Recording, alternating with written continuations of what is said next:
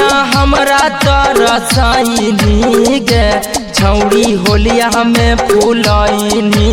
बड़ दिन हमरा तरसाइनी गे छौड़ी होलिया में फूलैनी। होलिया में भी आईनी छौड़ी होलिया में फूलैनी। होलिया में फूलैनी छौड़ी होलिया में फूलैनी।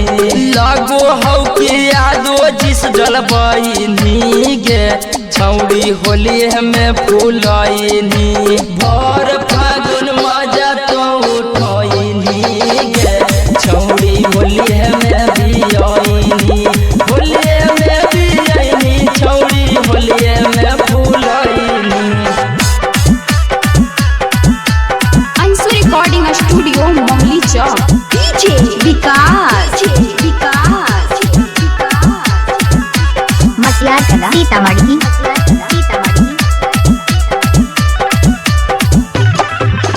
होलिया के वैक्सीन छौड़ी करम ही नहीं बर्दाश्त गे। करम ही नहीं बर्दाश्त छौड़ी करम ही नहीं बर्दाश्त गे। कानल हाकौ छौड़ी सभे छौड़ा के पिच करिया। छौड़ा के पिच करिया छौड़ी छौड़ा के पिच करिया। होलिया के वैक्सीन छौड़ी करम ही नहीं बर्दाश्त गे।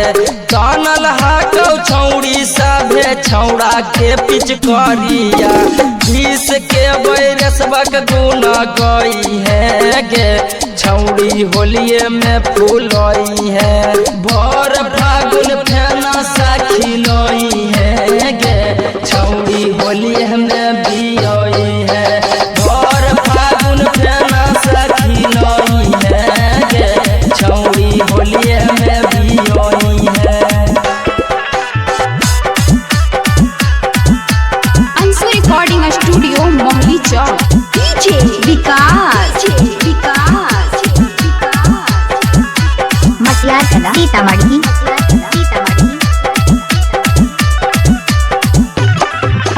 ठीक से बताई है बुढ़वा नीक से बताई है। ठीक से बताई है बुढ़वा नीक से बताई है। कौन भीतरा में सुतो बुढ़वा तोरो अब पुता हुआ। तोरो अब पुता हुआ हो तोरो अब पुता हुआ। ठीक से बताई है बुढ़वा नीक से बताई है। कौन भीतरा में सुतो बुढ़वा तोरो अब पुता हुआ। रंग डालतो लहंगा के भीतरिया गे छौड़ी होलिया में फूलैनी। भर फागुन फेना साखी लई है गे छौड़ी होलिया में फूलई है। भर फागुन फेना साखी लई है गे छौड़ी होलिया में बियई है। अंशु रिकॉर्डिंग स्टूडियो मोहली चौक। डीजे विकास मसियार कला सीतामढ़ी।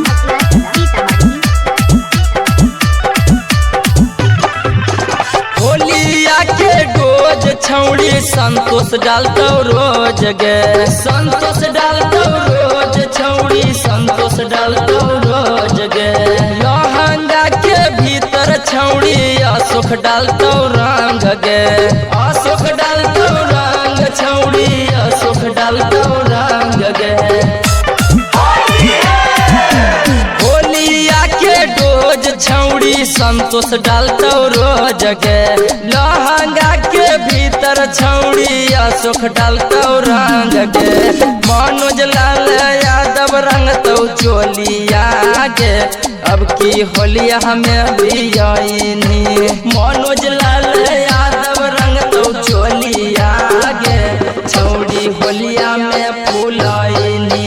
भर फागुन फेना साखी लई है गे छौड़ी होलिया में बियनी। हमहू खाइब पूरा गाँव के खिलाई। अंशु रिकॉर्डिंग स्टूडियो मोहली चौक।